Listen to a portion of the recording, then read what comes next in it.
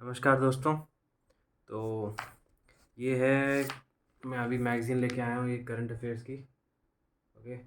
मेरे को इंग्लिश में लानी थी पर गलती से मैं हिंदी वर्जन में ले आया हूँ। फिर वापस करने की बजाय मैं सोचा चलो आज यही ट्राई करते हैं। और क्योंकि मेरा अकेले पढ़ने में मन नहीं लग रहा था, मैं सोचा वीडियो बना के पढ़ते हैं संग में। लाइक कि और भी ऐसा व्यक्ति हो जिसको पढ़ने का मन ना कर रहा हो सकता है वो वीडियो के संग संग पढ़ ले, लाइक, है ना। तो आओ फिर संग में पढ़ते हैं जी। तो पहला टॉपिक है G20 शिखर सम्मेलन 2023। ये 18वां संस्करण था इसका। और इसमें ये लिखा हुआ है कि ये जो G20 है ये एक आर्थिक सहयोग हेतु बनाया हुआ गया ये मंच था। ठीक है। और इसको फर्स्ट टाइम 1997 1998 में एज ए इनफॉर्मल ग्रुप बनाया गया था। ठीक है। बाकी 2009 में इसको डेजिग्नेट कर दिया गया था एज अ अंतर्राष्ट्रीय आर्थिक सहयोग। ठीक है। बाकी बात करते हैं इसकी मेंबरशिप की।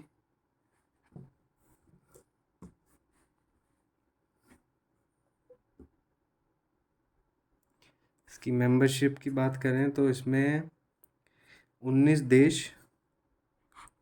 और एक यूरोपियन संघ है जिसके बारे में ये आगे बताएंगे।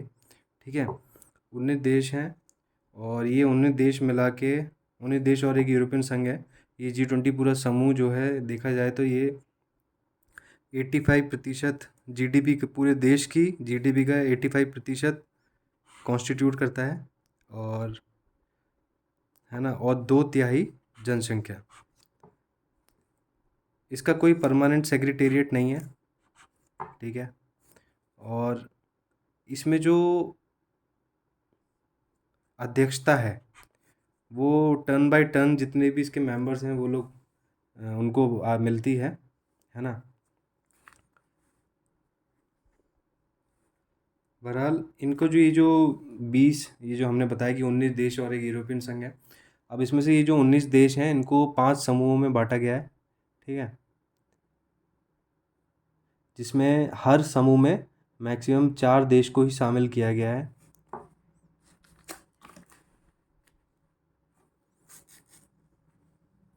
ठीक है। और जो अगर वैसे जो समूह बांटे गए हैं ये क्षेत्र के आधार पर बांटे गए हैं।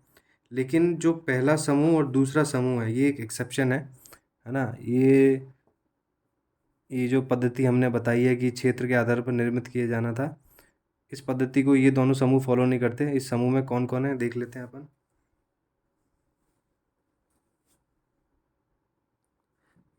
तो ये है पहला समूह हमारा। ठीक है। इसमें कौन कौन है? Australia, Canada, Saudi Arabia, Saudi लिख सकते हैं खाली, ठीक है, और अमेरिका। इसको कैसे याद रख सकते हैं? ए से हमारे 2 हो गए, ऑस्ट्रेलिया, अमेरिका, और कनाडा, सऊदी, है ना। ऐसे ही याद रखो। इसमें मेरे को तो कोई ट्रिक नज़र नहीं आ रही। बाकी यूट्यूब पे सर्च करेंगे तो कोई ना कोई ट्रिक मिल जाएगी। और वैसे याद करें तो अपना क्या है? Australia, America, Canada, Saudi, Australia, America, Canada, Saudi, Australia, America, Canada, Saudi. और बाकी समूह 2 है। इसमें कौन कौन है? अपना इंडिया, भारत, रूस, साउथ अफ्रीका और तुर्की। ठीक है। इसको कैसे याद रखेंगे? India, Russia, South Africa, Turkey. R के बाद एस छोड़ दो। आर एस टी ये लगातार देखें, अल्फ़ाबेटिकली आ रहे हैं तो रशिया, साउथ अफ्रीका, टर्की, और इंडिया तो हमारा है ही, खैर, भारत, है ना। तो ये भी आसानी से याद हो जाएगा मेरे ख्याल से। इंडिया और R S T, Russia, South Africa और टर्की। ये जो थर्ड समूह है इसमें कौन कौन है हमारे? Argentina, Brazil, Mexico. और ये भी इजी हो जाएगा। मैं ए बी सी ना लेके M, A B M, Argentina, Brazil, Mexico. समूह fourth, France, Germany, Italy, UK. Okay. F, G, EU, ये तो एटलीस्ट हैं थोड़े थोड़े अल्फ़ाबेटिकली, है ना। France, Germany, Italy, UK। यहाँ पे क्या था, इंडिया, RST। यहाँ पे Australia, Canada, Australia, America, Canada, Saudi. ठीक है, कुछ कुछ याद हो गए हैं, है ना। बाकी धीरे धीरे रिविजन से हो जाएंगे। 5वां समूह है, इसमें कौन कौन है? चीन, इंडोनेशिया, जापान, दक्षिण कोरिया। चीन, जापान, इंडोनेशिया और साउथ कोरिया। तो ये अपन इसको ऐसे याद रख सकते हैं, CJI हमारे यहाँ पोस्ट होती है इंडिया में, चीफ जस्टिस ऑफ इंडिया। तो CJI, चाइना, जापान और इंडोनेशिया, बाकी साउथ कोरिया। ठीक है। G20 का 20th सदस्य है, ये जो मैंने पहले बताया था कि आगे बताएगा। इसका जो 20वां सदस्य है वो यूरोपियन संघ है ना। बाकी आगे बात करते हैं, कार्य प्रणाली पे आते हैं इसके। इसमें क्या होता है कि हर अध्यक्षता जो मिलती है हर मेंबर को, वो 1 साल के लिए मिलती है और वो अपना एक एजेंडा डिसाइड करता है, जो भी उस समय अध्यक्ष है, जो भी देश। ठीक है। और बाकी इसके जो अंतर्गत 2 ट्रैक बताए गए हैं, फाइनेंस ट्रैक और शर्पा ट्रैक।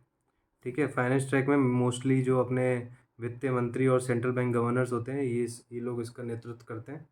बाकी एक शेरपा ट्रैक होता है, उसमें क्या होता है, जो हमारे नेता लोग होते हैं उनके जो प्रतिनिधि होते हैं वो आपस में बैठते हैं, पहले ही बैठ लेते हैं और आपस में जो देश की जो अपने अपने जो लाइक उनको जो प्रॉब्लम्स होती हैं वो आपस में डिस्कस कर लेते हैं। उससे क्या होता है, ताकि जब शीर्ष स्तर पे जो बैठक होती है ना, उसमें खाली एजेंडा पर मोहर लगने का काम हो जाता है। उससे पहले ही जो आपस में देश की समस्याएं होती हैं वो आपस में डिस्कस करके एक पॉइंट पे कन्वर्ज करने की कोशिश करते हैं वो लोग, है ना, उनके जो शेरपा होते हैं। तो आगे हम नेक्स्ट पेज पे, इसमें यहाँ एंगेजमेंट ग्रुप्स के बारे में बताया गया है। एक्चुअली ये यहाँ पे क्या लिखा हुआ है, ये जो G20, ये जो समूह G20 नेताओं को सिफारिशों का प्रारूप तैयार करते हैं। ये जो इसमें कौन कौन शामिल होते हैं? नागरिक, सांसद, विचार मंचों, महिलाओं, युवाओं, श्रमिकों, व्यवसायों एवं शोधकर्ताओं का एक साथ लाता है। ये जो एंगेजमेंट ग्रुप्स हैं, इसमें कौन कौन से हैं? Business, civil, labour, parliament, science, supreme audit institutions, startup, think 20, urban 20। तो ये सारे इंगेजमेंट ग्रुप्स हैं और इतनी आसानी से तो याद होंगे नहीं, बार बार नज़र फिर आते रहिए, थोड़ा बहुत आइडिया लग जाएगा। ठीक है। बाकी इसमें हमारी जो इंडिया की जो अध्यक्षता अभी चल रही है एट प्रेजेंट, ये 1 दिसंबर 2022 को शुरू हुई थी और अगले महीने 30 नवंबर 23 तक है। ठीक है।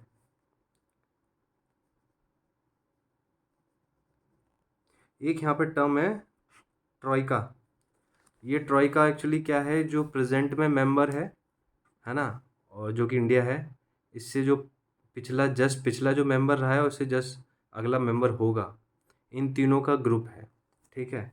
और ये पहली बार हुआ है कि इस समय ट्रॉइका में कौन कौन है हमारे? 3 विकासशील एवं उभरती अर्थव्यवस्थाएं शामिल है। कौन कौन? इंडोनेशिया, भारत और ब्राज़ील।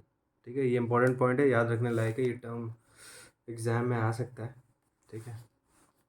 तो कौन कौन है? इंडोनेशिया, भारत और ब्राज़ील। और हमारी जो इस समय इंडिया की अध्यक्षता है, तो हमने थीम क्या लिया है? 1 अर्थ, 1 फैमिली, 1 फ्यूचर। आपने कई जगह ये लगी हुई देखी होगी। ये एक्चुअली ये पूरा ये जो हमारा थीम है, ये एक प्राचीन संस्कृत में एक महाउपनिषद है, वहाँ से लिया गया है। तो आप देख सकते हैं कि हमारा जो पास्ट है कितना टैलेंटेड रहा है, लाइक जो भी अब जिन व्यक्तियों ने भी विद्वान व्यक्तियों ने लिखा हुआ है हमारे ये उपनिषद, तो काफ़ी टैलेंटेड रहे हैं वो लोग। ये जो हमारा थीम है, जो अभी हमने देखा, 1 अर्थ, 1 फैमिली, 1 फ्यूचर, उससे रिलेटेड और एक ये सेंटेंस है, ये पूरा का पूरा मेरे को बहुत अच्छा लगा। इसमें लिखा है, यह केंद्रीय विषय व्यक्तिगत जीवन शैली एवं राष्ट्रीय विकास दोनों स्तरों पर पर्यावरण की दृष्टि से धारणीय सस्टेनेबल एवं जिम्मेदार विकल्पों से संबंध लाइफस्टाइल फॉर एनवायरनमेंट पर भी प्रकाश डालता है ना। तो मोस्टली ये है कि हमको अपनी लाइफ सस्टेनेबल वे में जीना है ना, लाइक एनवायरनमेंट को नुकसान नहीं पहुंचाना है। तो ये काफ़ी अच्छा सेंटेंस है। बाकी हम बात करते हैं लोगों की। ये जो पूरा सब लिखा हुआ है ये बहुत ही अच्छी तरीके से उन्होंने डायग्रामेटिकली दिखा रखा है यहाँ पे। तो ये जो भी लिखा हुआ है सब इसमें कवर हो जाएगा। इसमें क्या हुआ है, हमारा जो लोगो है G20 का लोगो, वो उसमें ये देख रहे होंगे आप, ये लोटस की 7 पेटल्स और संग में हमारी ये धरती है ना, अर्थ, इसको दिखाया गया है। इसमें क्या बोला गया है, भारत भारत के राष्ट्रीय पुष्प कमल के साथ पृथ्वी को दर्शाना, है ना। डायग्रामेटिकली बहुत अच्छे से बता दिया गया। कमल की 7 पंखुड़ियाँ किसको दर्शाती हैं, 7 महाद्वीपों को। 7 सार्वभौमिक संगीत को के स्वरों का प्रतिनिधित्व। भारत के राष्ट्र ध्वज के जीवित रंगों केसरिया, सफ़ेद, हरा और नीला से प्रेरित। इसमें जो कलर्स देखेंगे वो आप उसके लिए उन्होंने ये ऐसा डायग्राम में दिखा रखा है ना। ये वर्ड सुना होगा आप लोगों ने, अमृतकाल, है ना। इसके बारे में ये लिखा गया है कि 15 अगस्त 2022 जो कि हमारा 75th इंडिपेंडेंस डे था, भारत की स्वतंत्रता की 75वीं वर्षगांठ से लेकर 100वीं वर्षगांठ तक की अवधि, 25 वर्षीय अवधि को अमृतकाल की संज्ञा दी गई है। तो बहुत इंपॉर्टेंट चीज़ है ना। और ये जो G20 है इसकी जो अध्यक्षता मिली हमें दिसंबर 2022 में, है ना। इसको एक तरीके से ये बोला गया है, भारत के लिए G20 की अध्यक्षता अमृतकाल की शुरुआत का भी प्रतीक है। बाकी इसमें लिखा है कि हमारी प्राथमिकताएं, भारत की G20 प्राथमिकताएं, ये जो भी लिखा हुआ है इसको डायग्राम से बहुत अच्छे से दिखा रखा है इन्होंने यहाँ पे, है ना। वंस अगेन, तो इसमें क्या क्या है, महिलाओं के नेतृत्व में विकास, 21वीं सदी के लिए बहुपक्षीय संस्थान, प्रौद्योगिकी बदलाव, SDG की तेज प्रगति, हरित विकास, त्वरित समावेशी। ये चीज़ें हैं, इनको स्टार मार्क कर लीजिए। एक बार तो मैं तो याद होने से रही, बार बार रिवीजन करने से ही होंगी, है ना। बाकी इसमें क्या बोला गया है कि हमारी ये जो G20 अध्यक्षता मिली है हमें, इसके तहत हमने बताया था कि शेरपाओं की मीटिंग होती है आपस में। तो इसमें ये बोला गया है कि 60 शहरों में लगभग 200 बैठकें आयोजित की गई, है ना। हमारे जो इंडिया के जो शेरपा हैं इस समय, श्री अमिताभ कांत जी, और जो चीफ कोऑर्डिनेटर हैं वो हैं हर्षवर्धन श्रृंगला जी। तो बात करते हैं यहाँ पे जो जो ग्रुप्स आए थे, ठीक है। होता क्या है, जब भी हम इंडिया ने क्या किया है, काफ़ी गेस्ट कंट्रीज़ को, गेस्ट ऑर्गेनाइजेशंस को इनवाइट किया था, है ना। जैसे कि ये बताया गया कि गेस्ट कंट्रीज़ के रूप में बांग्लादेश, मिस्र, मॉरिशियस, नीदरलैंड, नाइजीरिया, ओमान, है ना, इन सबको बुलाया गया था। और बाकी जो अंतर्राष्ट्रीय संगठन जैसे हो गए ये सारे रखे, UN, IMF, world bank, WHO, इन सबको as a guest nation, guest country और गेस्ट संगठनों के रूप में बुलाया गया था। बाकी एक दिल्ली में नई दिल्ली लीडर्स घोषणा पत्र, इसको पढ़ लेते हैं। 18वें G20 शिखर सम्मेलन के प्रमुख परिणाम के रूप में सदस्य देशों द्वारा सर्वसम्मति से G20 नई दिल्ली लीडर्स घोषणा पत्र को अंगीकृत किया गया। और इस डिक्लेरेशन में है क्या क्या चीज़ें, ये 4 पॉइंट हैं। क्या, आर्थिक एवं सामाजिक सशक्तिकरण, जेंडर डिजिटल डिवाइड को Patna, gender inclusive climate action को आगे बढ़ाना, और महिलाओं की खाद्य सुरक्षा, पोषण और कल्याण से को सुरक्षित करना। ये 4 पॉइंट है, ये इंपॉर्टेंट है, एक बार में याद नहीं होंगे, मार्क कर लीजिएगा, है ना। आगे बढ़ते हैं। एक हमने G20 में G20 वुमेन मिनिस्ट्रियल, एक G20 वुमेन वर्किंग ग्रुप को बनाया गया, है ना, वुमेन एम्पावरमेंट के लिए, ठीक है। बाकी आगे आगे आते हैं। एक जो हमारा जो इस समय रशिया यूक्रेन वॉर चल रहा है उस पर भी चर्चा हुई थी, ठीक है। बाकी इस घोषणा पत्र के अनुसार वर्ष 2050 तक शुद्ध शून्य नेट ज़ीरो कार्बन उत्सर्जन के लक्ष्य को प्राप्त करने के लिए विकासशील देशों हेतु पूर्व 2030 अवधि में इतने ट्रिलियन डॉलर की आवश्यकता होगी और क्लीन एनर्जी टेक्नोलॉजीज में अपन को 4 ट्रिलियन डॉलर की आवश्यकता होगी, है ना। ये सब डेवलपमेंट के लिए पैसे की ज़रूरत तो पड़ेगी। बाकी परिणाम देख लेते हैं हम। इसमें प्रमुख परिणाम कौन सा है? पहला है कि G20 का स्थायी सदस्य है। 18वीं G20 शिखर सम्मेलन के दौरान 9 सितंबर 2023 को, मतलब पिछले ही महीने, अफ्रीकन यूनियन को G20 समूह का स्थायी परमानेंट मेंबर बनाया गया। यूरोपियन यूनियन के बाद शामिल होने वाला यह दूसरा क्षेत्रीय गुट है। बाकी देख लेते हैं। पहले मैं बता चुका हूँ, हमारे जो शेरपा हैं श्री अमिताभ कांत जी, चीफ कोऑर्डिनेटर हर्षवर्धन श्रृंगला जी, है ना। और मेन दिल्ली में ये 9 से 10 सितंबर 2023 को हुआ था। आयोजन स्थल ये रहा, प्रगति मैदान, नई दिल्ली। यूपी में काफ़ी सारी बैठकें हुई थी। इसमें कहाँ कहाँ हुई थी? लखनऊ, वाराणसी, आगरा तथा ग्रेटर नोएडा। और ये क्या है? भारत द्वारा आयोजित प्रथम G20 शिखर सम्मेलन। तो अभी जो हमने जो अफ्रीकन यूनियन की बात करी थी, इसके बारे में कुछ 3 पॉइंट दे रखे हैं। अफ्रीकन यूनियन एक क्या है? कॉन्टिनेंटल बॉडी है जिसमें अफ्रीका महाद्वीप के 55 देश शामिल है। इस संगठन को आधिकारिक रूप से वर्ष 2002 में लॉन्च किया गया था, मतलब 21 साल पहले। अफ्रीकी संघ के वर्तमान अध्यक्ष कौन है? अजाली असोमानी जी, ठीक है। बाकी आगे चलते हैं। अब हमारा इस सम्मेलन के दौरान एक ये अलायंस की बात की गई है कि ग्लोबल बायोफ्यूल अलायंस बनाया है। ये एक्चुअली है क्या? इस गठबंधन का लक्ष्य जैव ईंधन के वैश्विक विकास में तेज़ी लाना है। तो ये अलायंस बना है, ग्लोबल बायोफ्यूल अलायंस। इसका मकसद क्या है? जैव ईंधन के वैश्विक विकास में तेज़ी लाना। इसमें है क्या?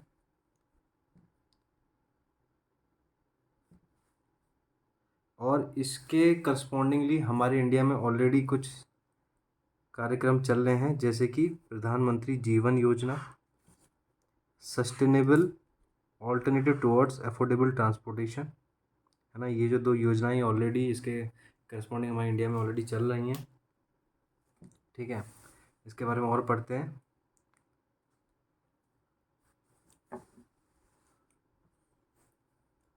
अंतर्राष्ट्रीय ऊर्जा एजेंसी के अनुसार जैव ईंधन बायोमास से ड्राइव तरल इंजन होते हैं।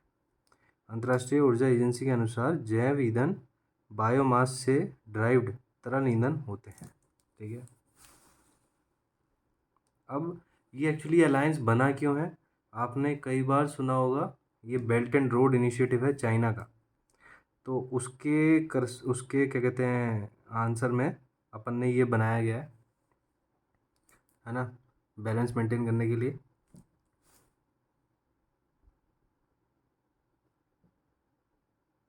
क्या बनाया गया है? India middle east Europe economic corridor. वो टॉपिक ख़त्म हो चुका है, ये दूसरा टॉपिक है, India middle east Europe economic corridor, ठीक है। ये BRI के करस्पॉन्डिंग मैंने बताया कि ये चाइना का जो BRI इनिशिएटिव है उसके करस्पॉन्डिंग ये बनाया गया है। जैसे कि वो बना रहा है तो उसके आंसर में, प्रति उत्तर में हमने ये बनाया।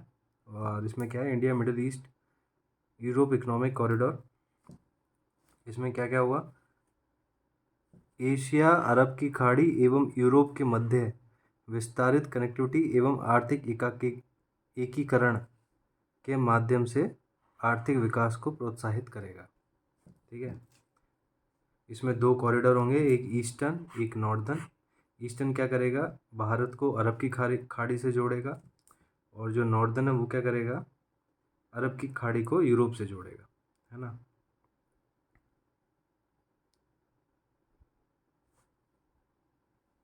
ये जो कॉरिडोर है इसमें ये क्या करेगा एक्चुअली में? ये पोर्ट्स प्रोवाइड करेगा, है ना। पोर्ट्स के माध्यम से संबंध एक रेल मार्ग होगा जो यूरोप, मध्य पूर्व और एशिया को आपस में जोड़ेगा। ये एक सस्ता, विश्वसनीय ship to rail transit network provide करेगा। इसमें कौन कौन होगा? भारत, यूएई, सऊदी अरब, जॉर्डन, इजराइल एवं यूरोप के मध्य वस्तुओं एवं सेवाओं का परागम सुनिश्चित होगा। तो देखते हैं क्या होता है। बाकी अब ये 18 G20 सम्मेलन था जिसकी अध्यक्षता भारत ने करी थी। जो 19th G20 सम्मेलन होगा उसका गैवल ब्राज़ील के राष्ट्रपति लुई डी सिल्वा जी को सौंप दिया है मोदी जी ने। हालांकि इसकी जो अध्यक्षता है हमारी भारत की 30 नवंबर को ख़त्म होगी, उसकी 1 तारीख से चालू होगी।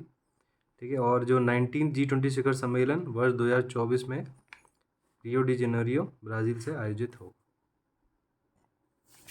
तो ये G20 का टॉपिक ख़त्म हो चुका है। अब नेक्स्ट टॉपिक आता है ये प्रधानमंत्री विश्वकर्मा योजना। और ये एक्चुअली आर्टिसंस और क्राफ्ट्स पीपल के लिए है।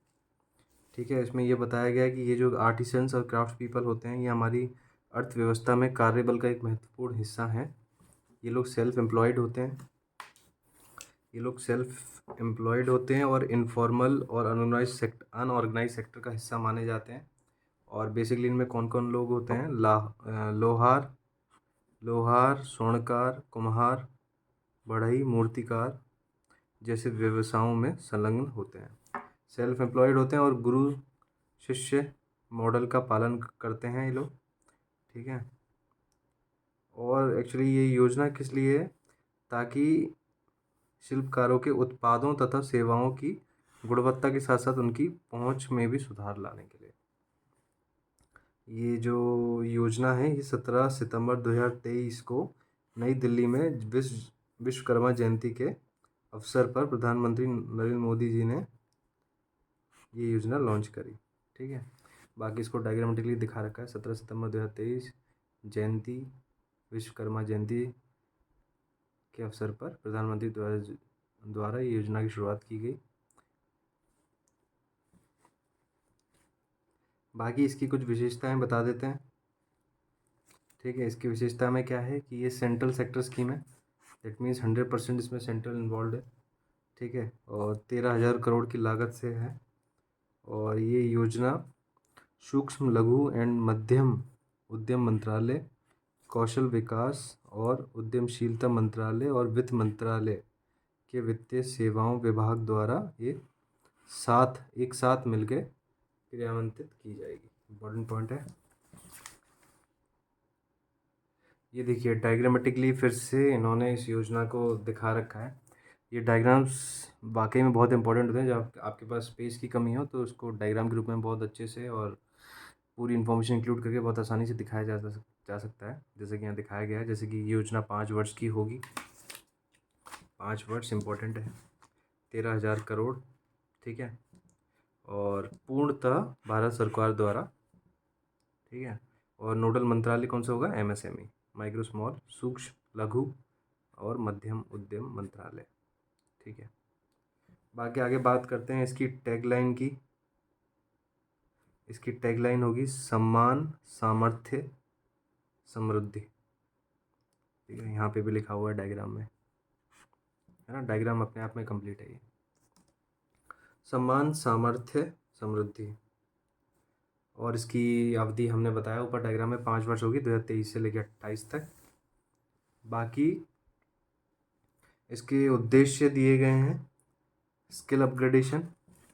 ठीक है। कोलेटरल फ्री क्रेडिट, बिना कुछ गिरवी रखे ऋण, बहुत इंपॉर्टेंट है। ठीक है। बाकी इंसेंटिव रखा गया है। अगर आप डिजिटल लेन देन करेंगे तो इंसेंटिव प्रोवाइड होंगे। तो एक्चुअली में अच्छा इनिशिएटिव है, डिजिटली करने चाहिए ट्रांजेक्शन्स। और बाकी ब्रांड प्रमोशन और मार्केट लिंकेजेस बहुत इंपॉर्टेंट है। ये भी बहुत अच्छा उद्देश्य है।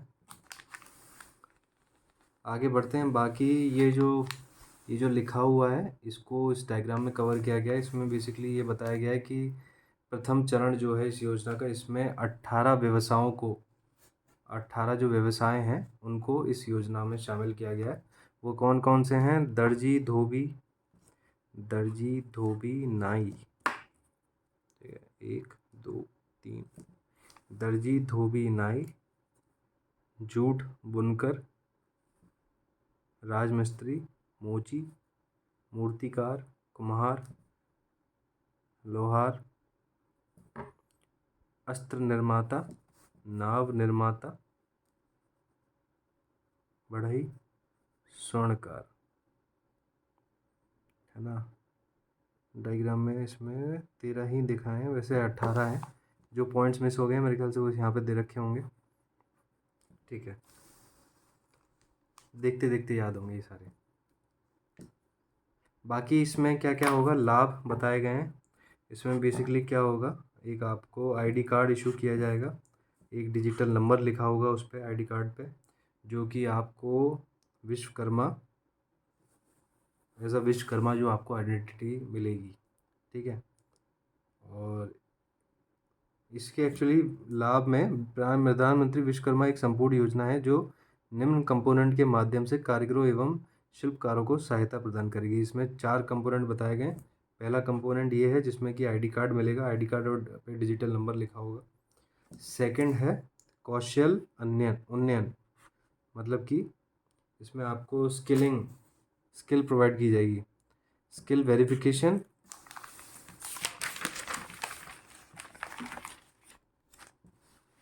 सेकंड पॉइंट है बेसिक स्किलिंग, सी है एडवांस स्किलिंग। तो इसमें क्या होगा, जो मूलभूत कौशल प्रशिक्षण की अवधि 40 घंटे, जबकि उन्नत कौशल प्रशिक्षण की अवधि 15 दिन 120 घंटे या अधिक होगी। ठीक है, थर्ड पॉइंट है टूल किट इंसेंटिव, कौशल सत्यापन, मतलब ये जो एंट्री कार्ड मिलने के बाद के पश्चात मूलभूत कौशल प्रशिक्षण के प्रारंभ के समय, ये जो प्रशिक्षण होगा समय, लाभार्थी को 15,000 रुपये का टूल किट प्रोत्साहन प्रदान किया जाएगा। बहुत सही। ऋण सहायता अभी बताया था हमने, कोलेट्रल फ्री ऋण सहायता प्रोवाइड की जाएगी के तहत लाभार्थियों को कोलेट्रल फ्री एंटरप्राइज विकास ऋण, एंटरप्राइज डेवलपमेंट लोन नाम होगा उस लोन का। ठीक है, वित्तीय सहायता प्रदान की जाएगी।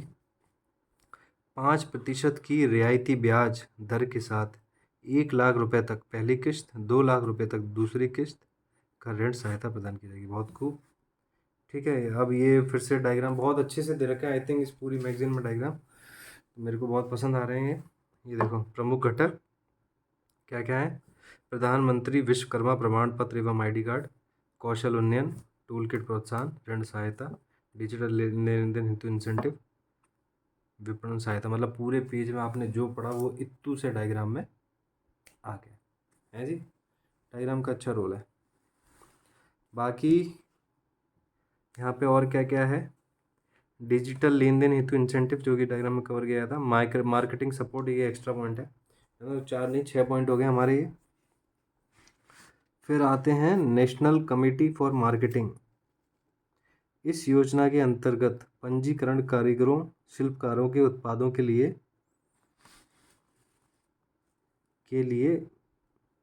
विपणन एवं ब्रांडिंग सहायता प्रदान करेंगी। ये जो कमेटी है, national committee for marketing. Marketing तो भैया किसी भी बिजनेस का सबसे इम्पोर्टेंट पार्ट है, बिना मार्केटिंग के कैसे चलेगा बिजनेस आज के टाइम पे। प्रधानमंत्री विश्वकर्मा के कार्यान्वयन के लिए राष्ट्रीय, राज्य एवं जिला स्तर पर एक त्रिस्तरीय कार्यान्वयन फ्रेमवर्क स्थापित किया जाएगा। ठीक है, ये कमेटी है बेसिकली 3 लेवल पे होगी, नेशनल लेवल, स्टेट लेवल और डिस्ट्रिक्ट लेवल पे इम्प्लीमेंटेशन के लिए। ज़रूरी है भैया। ठीक है, अन्य महत्वपूर्ण तथ्य, यह योजना पूरे भारत में ग्रामीण एवं शहरी क्षेत्र के कारीगरों एवं शिल्पकारों को सहायता प्रदान करेगी। यह योजना महिलाओं एवं उपेक्षित समूहों जैसे अनुसूचित जाति, अनुसूचित जनजाति, ओबीसी, दिव्यांग, ट्रांसजेंडर, पूर्वोत्तर राज्य, द्वीपीय क्षेत्रों एवं पहाड़ी क्षेत्रों के निवासियों आदि के सशक्तिकरण को बढ़ावा देगी।